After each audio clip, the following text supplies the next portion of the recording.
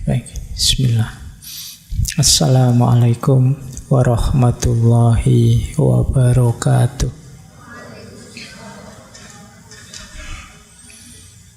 Bismillahirrahmanirrahim. Alhamdulillahirabbil alamin. Assalatu wassalamu ala asyrafil anbiya'i wal mursalin Sayyidina wa maulana Muhammadin wa ala alihi wa ashabihi wa man tabi'ahum bi ihsanin ila yaumiddin. Amma ba'du. Bismillah, mari kita ngaji lagi.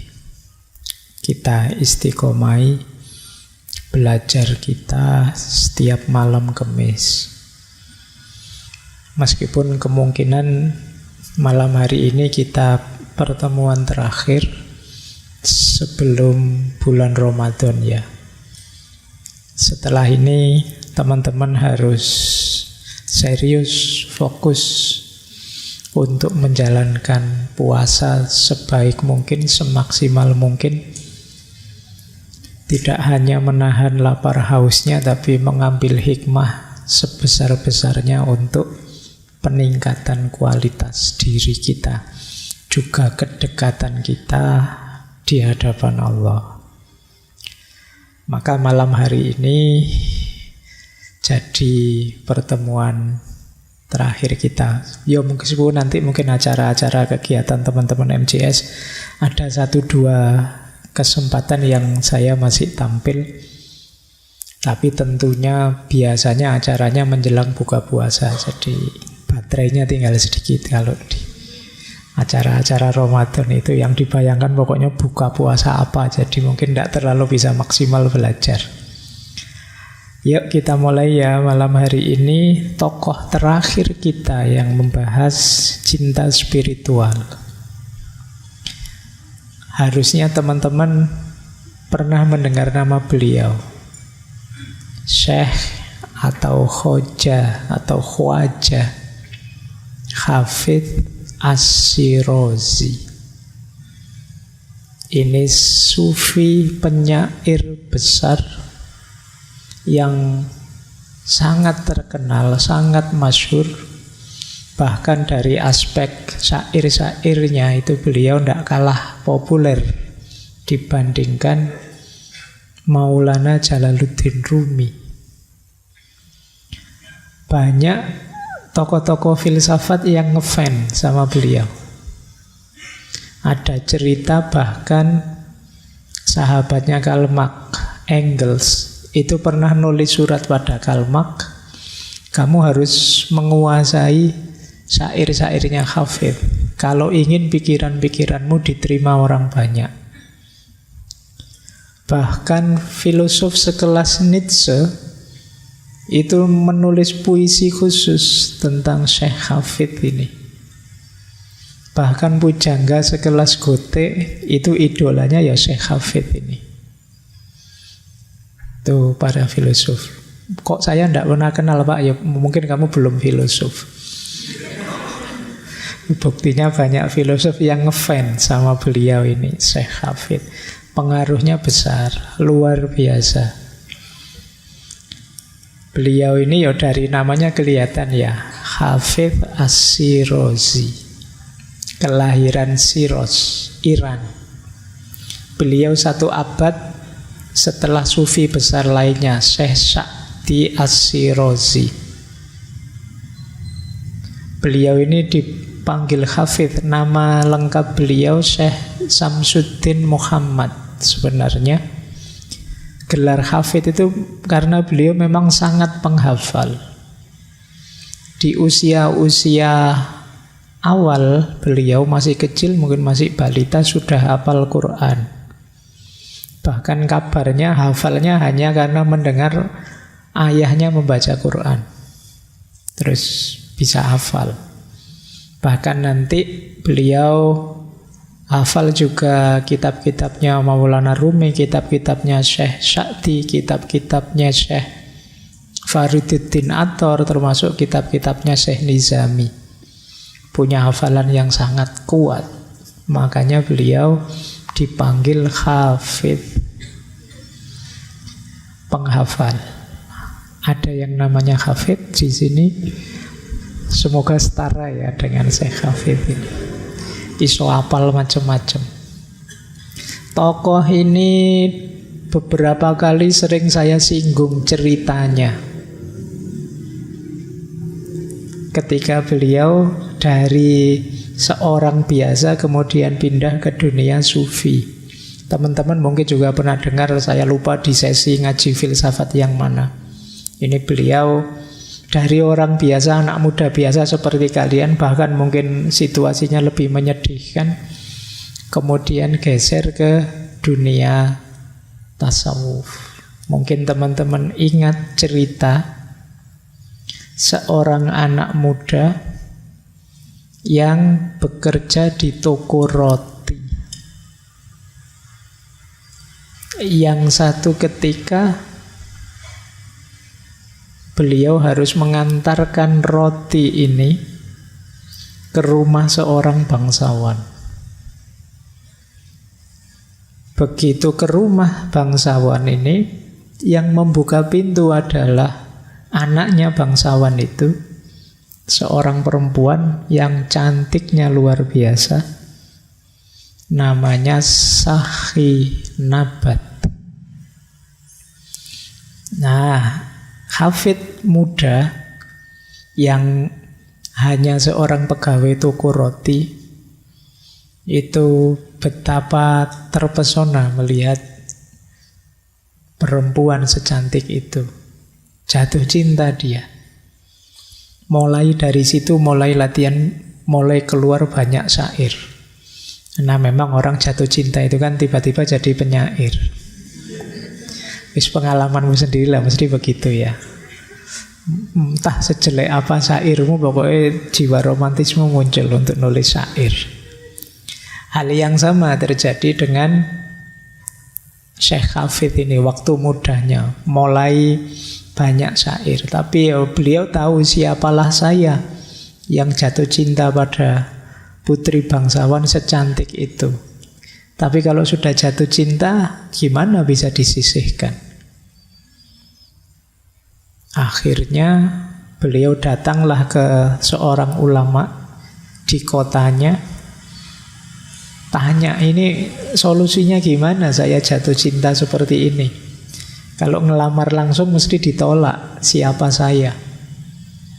Akhirnya oleh ulama ini sudah, kamu amalkan yang saya ijazahkan ini. Jadi ada amalan untuk dijalankan selama 40 hari di malam hari.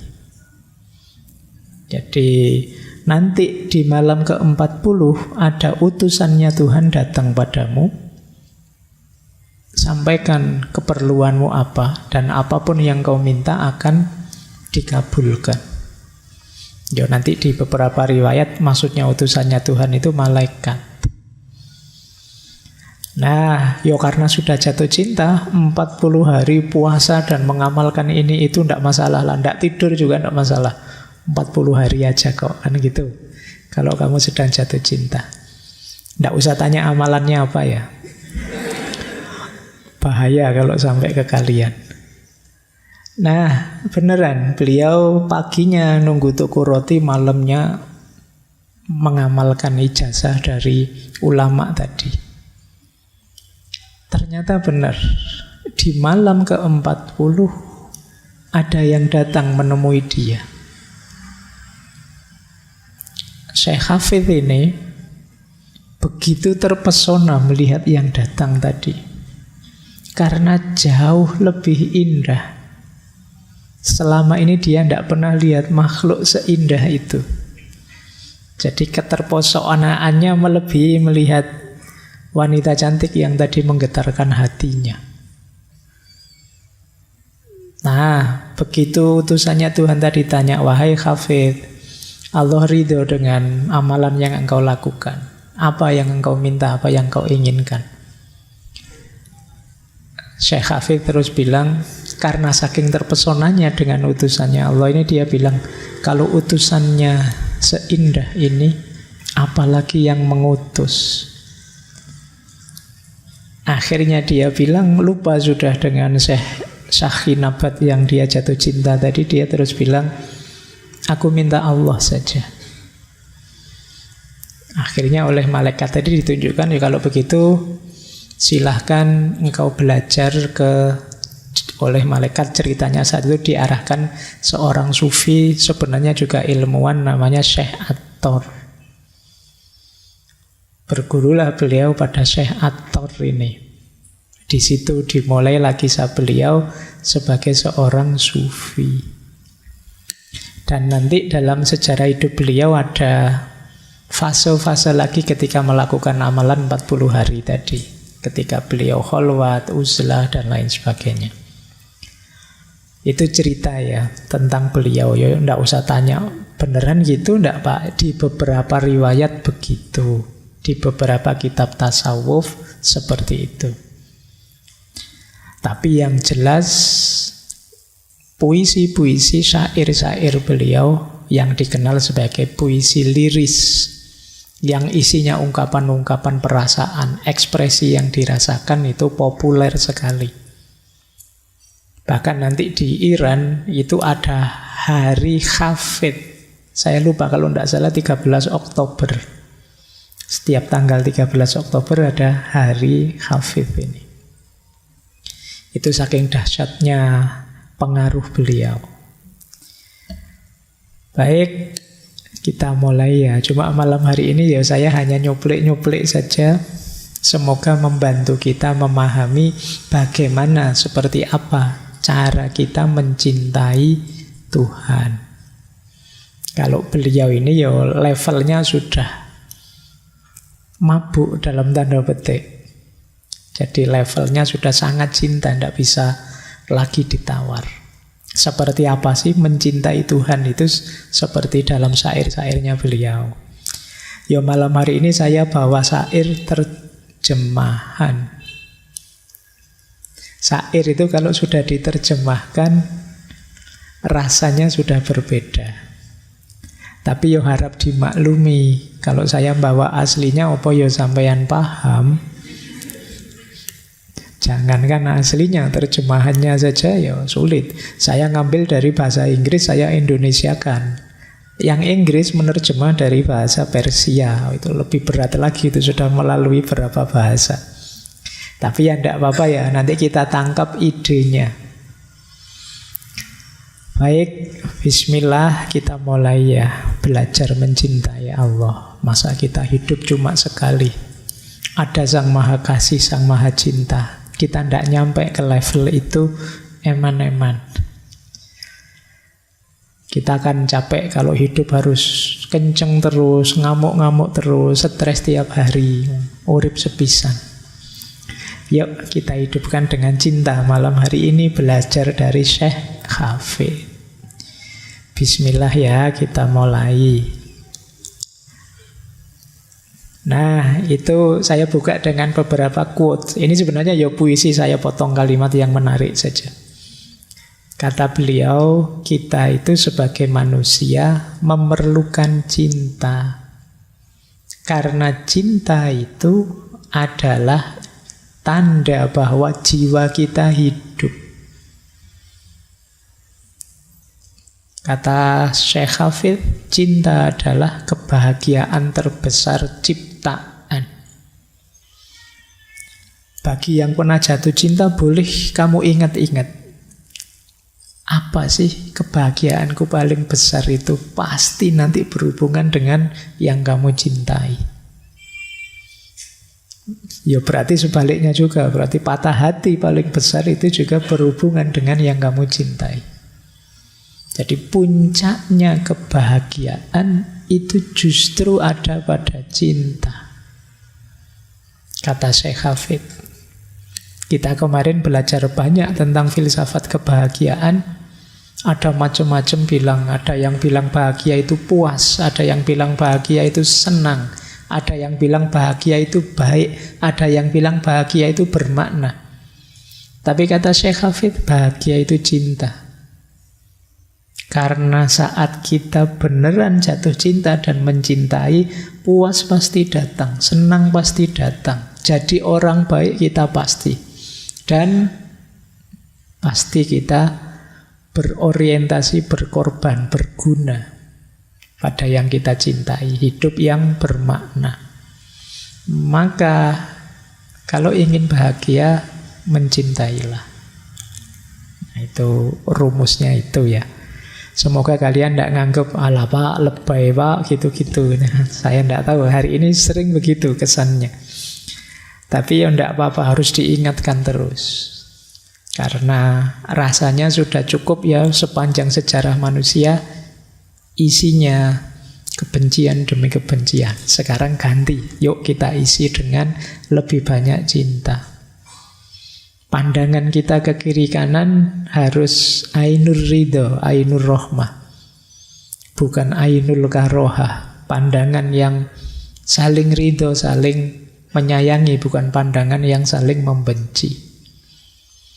Meskipun belum lama kita bersaing lewat pemilu, semoga itu hanya acting saja. Karena pas ada kepentingan. Sekarang yuk kita kembali lagi. Saling menyayangi, saling mencintai. Saya lanjutkan. Kata Syekh Hafid, aku tidak butuh gula, aku tidak butuh tepung, tidak butuh beras atau apapun. Aku hanya ingin melihat orang yang kusayangi. Oke ya, kalau kalian nanti ada yang dapat BLT, ayo kamu boleh jawab ini ya, nanti nggak dikasih besok kamu. Aku tidak butuh gula, tidak butuh tepung, tidak butuh beras. Aku hanya ingin melihat orang yang kusayangi. Oke, baik. Ini cuma ilustrasi. Langit tempat kita tinggal bukanlah tempat untuk kehilangan sayapmu. Kenapa? Kalau kita kehilangan sayap, kita tidak bisa terbang. Terbang itu berarti kita menjalankan kebaikan-kebaikan untuk mentransendensi hidup kita. Mentransenden itu menspiritualkan hidup kita tambah dekat pada Allah. Kalau kita tidak punya sayap, ya kita tidak bisa terbang. Sayapnya apa? Cinta. Kadang-kadang hal yang harusnya mentransendensi kita itu malah tidak mentransendensi. Kita beribadah pada Allah, mendekat pada Allah, pamrih-pamrih bumi semua, pamrih-pamrih duniawi semua. Akhirnya kita tidak naik sama sekali. Kita tidak dekat sama sekali dengan Allah. Allah hanya jadi ATM kita. Kalau kita butuh, minta. Selain itu tidak dipedulikan. Maka kita tidak naik kelas, kita tidak transenden. Kata Syekh Hafid, jalannya apa? Cinta. Cinta dan cinta. Berarti kita memang harus punya kompetensi di sini. Kalau tidak, kita tidak bisa terbang. Ini mungkin tidak kebetulan. Kalau teman-teman ingat pikirannya Plato, yang menggambarkan manusia itu punya 4 unsur, yaitu perut ke bawah, dada, kemudian kepala. Kepala melambangkan akal, dada melambangkan ambisi, perut ke bawah melambangkan kebutuhan-kebutuhan dasar. Ada satu lagi yang membuat kita terbang, sayap atau eros atau cinta. Nah, nanti boleh cek lagi, dulu kita membahas filsafat kebahagiaannya Plato, atau ada di buku yang kemarin terbit itu penjelasan tentang eros cinta, yang simbolnya adalah sayap, membuat kita bisa terbang. Nah, itu ternyata nyambung juga dengan alegori isyarat dari Syekh Hafid.